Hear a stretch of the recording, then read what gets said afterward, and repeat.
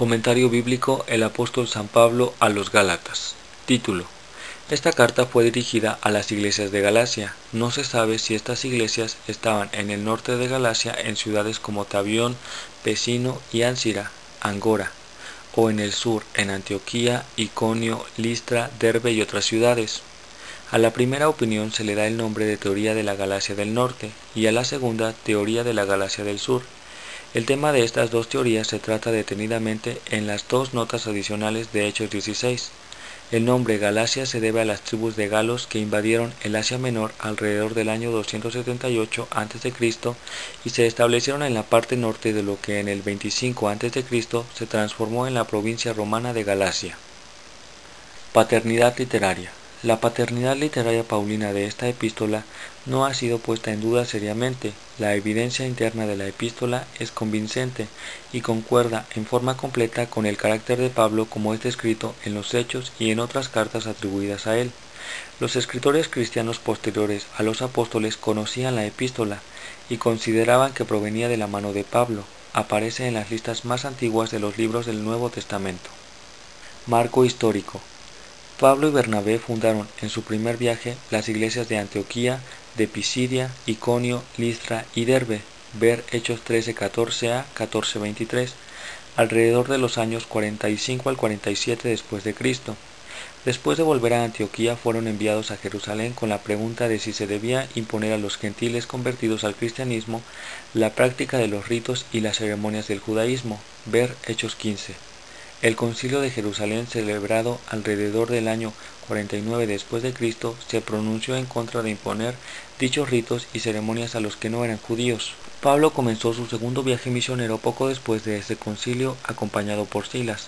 Primero visitaron de nuevo las iglesias del sur de Galacia que Pablo había organizado en su primer viaje. 3 de las 4 se mencionan específicamente: Derbe, Listra e Iconio, ver Hechos 16:15. Después llevaron el Evangelio a Frigia y Galacia, versículo 6. Los que sostienen la teoría de la Galacia del norte hacen notar que después de esta visita a Derbe, Listra e Iconio, Pablo y Silas pasaron por el lugar que Lucas llama la provincia de Galacia. Por esto se puede deducir que Lucas hablaba de la región donde se establecieron los galos y no lo que los romanos llamaban la provincia de Galacia, que incluía otras zonas hacia el sur. Pablo volvió una vez más a Galacia a comienzos de su tercer viaje misionero alrededor de los años 53 y 54 después de Cristo. La epístola a los Gálatas tuvo que haber sido escrita después de los sucesos registrados en Gálatas 2, 1 al 14. Si aquí se hace alusión al Concilio de Jerusalén descrito en Hechos 15, la carta debe haber sido escrita después de la terminación del primer viaje, pues ese concilio se celebró entre el primer viaje misionero y el segundo, ver Hechos 15, 36 al 41. Además, de acuerdo con Gálatas 4:13, parece que Pablo ya había visitado las iglesias de Galacia 2 veces, y si es así, la carta tuvo que haber sido escrita después de que terminara su segundo viaje. Si se acepta la teoría de la Galacia del norte, la carta a los Gálatas fue escrita después del tercer viaje, pues Pablo no había visitado las iglesias del norte de Galacia en su primer viaje. Por lo tanto, el momento cuando se escribió la epístola podría ser el invierno, diciembre-febrero del año 57-58 después de Cristo. Un argumento presentado en favor de Corinto, como lugar de donde se escribió la epístola, es el gran parecido entre el tema de esta carta y Romanos, que fue escrita durante la tercera visita de Pablo a Corinto. La justificación por la fe es el tema de ambas epístolas y ambas tratan ampliamente la diferencia entre la ley y el Evangelio. Pero si se acepta la teoría de la Galacia del Sur, es posible fijar la fecha más temprana de 45 después de Cristo. Algunos piensan que pudo haber sido escrita aún antes del Concilio de Jerusalén, inmediatamente después del regreso de Pablo a Antioquía al terminar su primer viaje. La razón que se da para esta conclusión es que la epístola no contiene ninguna mención específica del concilio ni de la decisión que allí se tomó. Ante la objeción de que Pablo ya había visitado 2 veces las iglesias del sur de Galacia, los que aceptan la teoría de la Galacia del Sur argumentan que su regreso a ellas durante el primer viaje debe ser considerado como una segunda visita. Ver Hechos 14, 21 al 23. El propósito de la carta es evidente por su contenido: amenazaba la apostasía, si es que ya no había comenzado, por lo cual la carta era naturalmente una epístola polémica. La apostasía sobrevino debido a una acción de algunos maestros judaizantes, quizá del mismo grupo que causó dificultades en la iglesia de Antioquía de Siria en cuanto a la misma cuestión. La discordia de esos hombres en Antioquía determinó la celebración del Concilio de Jerusalén, en donde los judaizantes se opusieron otra vez a Pablo, argumentando que los conversos cristianos debían observar las ordenanzas legales judaicas y exigían la circuncisión de Tito. Gálatas 2, 3 al 4. En esta epístola Pablo no se ocupa mucho de la circuncisión ni en particular de cualquier otra característica de la ley ceremonial, sino de la falsa enseñanza de que el hombre puede salvarse a sí mismo observando los preceptos de la ley. Esto es evidente por el hecho de que el apóstol en algunas ocasiones había participado de los ritos, Hechos 18:18, 21 del 20 al 27. También permitió que Timoteo fuera circuncidado, Hechos 16:3. Es indudable que esos falsos maestros habían logrado gran éxito en sus esfuerzos y hasta habían engañado con sus enseñanzas a una cantidad no pequeña de feligreses de las iglesias de Galacia. Ver Gálatas 1:6. No se puede saber con exactitud hasta dónde habían llegado las iglesias engañadas en la práctica del legalismo antes de que recibieran la epístola de Pablo, pero se nota por el tono general de la carta que había un peligro inminente de apostasía general. Esos maestros iban directamente en contra de la decisión del concilio. No solo repudiaban el evangelio de Pablo, sino que desalaban su autoridad como apóstol, haciendo mucho énfasis en el hecho de que Pablo no era uno de los 12 elegidos y ordenados por Cristo. Para que los gálatas vieran con claridad el error en el cual habían caído, Pablo reafirmó los grandes principios del evangelio tal como se los había enseñado.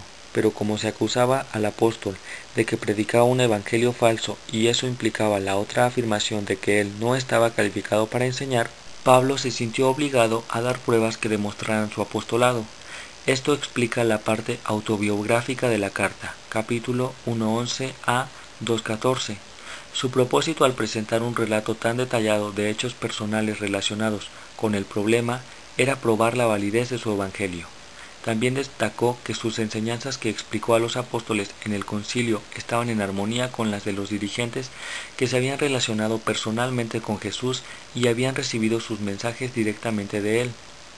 Tema. El tema de la epístola a los Gálatas es la justificación por medio de la fe en Jesucristo, lo cual presenta un contraste con el concepto judaico de la justificación por medio del cumplimiento de las obras, prescritas en el sistema legal judío. Esta carta ensalza lo que Dios ha hecho mediante Cristo para la salvación del hombre y rechaza categóricamente la idea de que una persona puede ser justificada por sus propios méritos. Ensalza la dádiva gratuita de Dios en contraste con los esfuerzos del hombre de salvarse por sí mismo. La pregunta específica en disputa entre Pablo y los maestros de la herejía en Galacia era: ¿el cumplimiento de las ceremonias y requisitos prescritos en el judaísmo le da derecho a una persona al favor divino y a ser aceptada por Dios? La respuesta fue un rotundo no. El hombre no es justificado por las obras de la ley, sino por la fe en Jesucristo.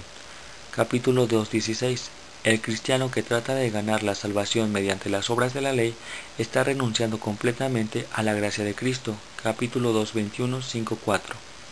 Los cristianos, como hijos de la promesa, capítulo 4:28, son herederos. Capítulo 3, 6 al 7, 14 y 29. Ya no eran niños inmaduros en la fe para necesitar un ayo que los guiara. Gálatas 3, 23 al 26, 4, 1 al 7.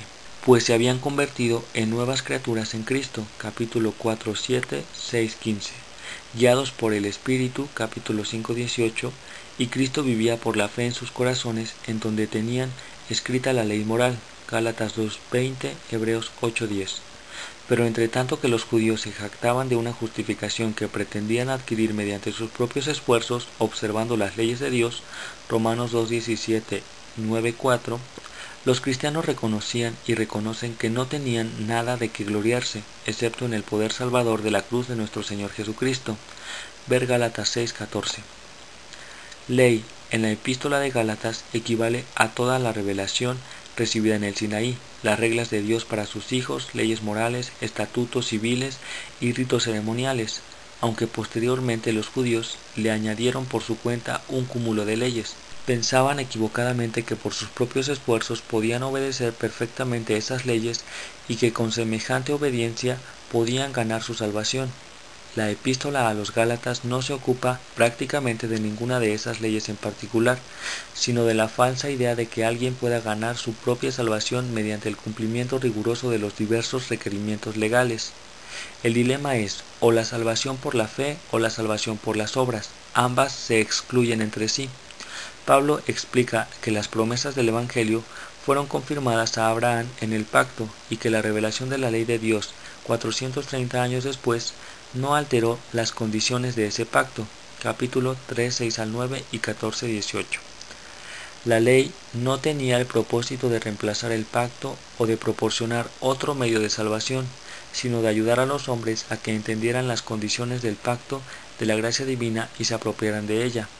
La ley no tenía el propósito de ser un fin en sí misma, como suponían los judíos, sino un medio, un ayo para guiar a los hombres a la salvación en Cristo de acuerdo con las promesas del pacto. El propósito de la ley, su fin o meta, es conducir a los hombres a Cristo. Ver Romanos 10:4, no abrirles otro sendero de salvación. Sin embargo, la mayoría de los judíos voluntariamente permanecieron en la ignorancia del plan de Dios de justificar a los hombres por la fe en Cristo y continuaron tratando de establecer su propia justicia por las obras de la ley. Gálatas 2:16, Romanos 10:3. Pablo explica además que el pacto con Abraham hacía provisión para la salvación de los gentiles, pero la ley no, y que por tal razón los gentiles debían encontrar la salvación por medio de la fe en la promesa hecha a Abraham y no por medio de la ley. Gálatas 3, 8 al 9, 14, 27 al 29. El error y el grave problema que los judaizantes habían introducido en las iglesias de Galacia consistía en tratar de imponer sobre los conversos gentiles formas ceremoniales como la circuncisión y la observancia ritual de los días, los meses, los tiempos y los años. Capítulo 4, 10, 5, 2. Ese problema específico había dejado de existir pues los cristianos ya no estaban, ni están por supuesto, en peligro de tener que practicar las leyes rituales del judaísmo. Capítulo 4, 9, 5, 1. Pero esto no equivale a decir que el libro de Gálatas tiene únicamente interés histórico y ningún valor espiritual y pedagógico. Para los cristianos modernos, la inclusión de la epístola en el canon sagrado demuestra su tremendo valor e importancia para nuestros días. Romanos 15:4, 1 Corintios 10:11, 2 Timoteo 3:16 y 17. Como ya se ha hecho notar, la palabra ley en Gálatas incluye dentro de sus alcances tanto la ley moral como la ceremonial. En realidad, la ley ceremonial no habría tenido sentido sin la ley moral. Capítulo 2:16. La ley ceremonial terminó en la cruz debido a su limitación. Colosenses 2:14 al 17. Pero la ley moral, el decálogo, permanece en plena vigencia. Mateo 5:17 y 18. Existe aún el peligro de aferrarse a la letra del decálogo sin penetrar o comprender su espíritu. Mateo 19:16, 22, Gálatas 5:17, 22. Como sucedió en los días de Pablo, el peligro de participar en el sistema de sacrificios sin comprender que sus símbolos señalaban a Cristo. Por lo tanto, si los cristianos modernos aceptan el error, no importa en qué grado sea, de tratar de salvarse por sus esfuerzos guardando el decálogo, caen de la gracia y quedan sujetos al yugo de la esclavitud. Gálatas 5:1 al 4. Para ellos Cristo habrá muerto en vano. Capítulo 2:21. Se les aplica la advertencia de los Gálatas. El cristiano guarda el decálogo no para ganar la salvación, sino porque ha sido salvo. No hay duda de que solo una persona que es salva porque Cristo mora en ella puede guardarlo. Esta advertencia se aplica también a los que piensan alcanzar un nivel más alto de justicia delante de Dios porque practican minuciosamente reglas humanas sobre normas de vida cristiana, como el vestido y el régimen alimentario. Al hacerlo, cometen el mismo error que los judíos de los días de Cristo. Romanos 14:17, Marcos 7:1 al 14. Otros devuelven sus diezmos, asisten a la iglesia y aún observan el sábado porque creen equivocadamente que de esa manera ganan méritos delante de Dios.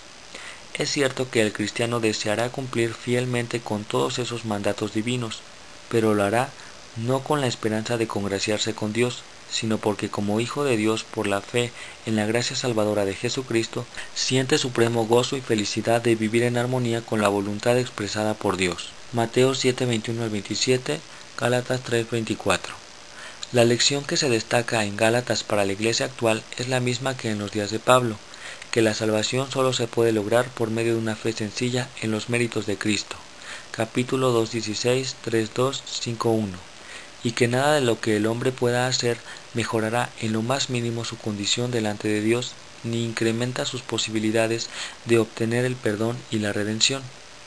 La ley, ya sea moral o ceremonial, no tiene poder para librar a los hombres de la condición de pecado en que se encuentran.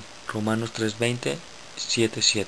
Este es el Evangelio de Pablo en contraste con el Evangelio pervertido de los judaizantes. Gálatas 1:6 al 12, 2:2, 5, 7 y 14. La carta concluye con una exhortación para que no abusaran de la libertad que poco antes habían encontrado en el Evangelio, sino para que vivieran una vida santa. Capítulo 6. El amor cristiano debía inducir a los gálatas a estar en guardia contra un espíritu de santidad fingida y a tratar bondadosamente a los que cayeran en el error. La Iglesia debía ser conocida por sus buenas obras al fruto del Espíritu, y no debía tratar de sustituir la fe en los méritos salvadores de Cristo con las buenas obras.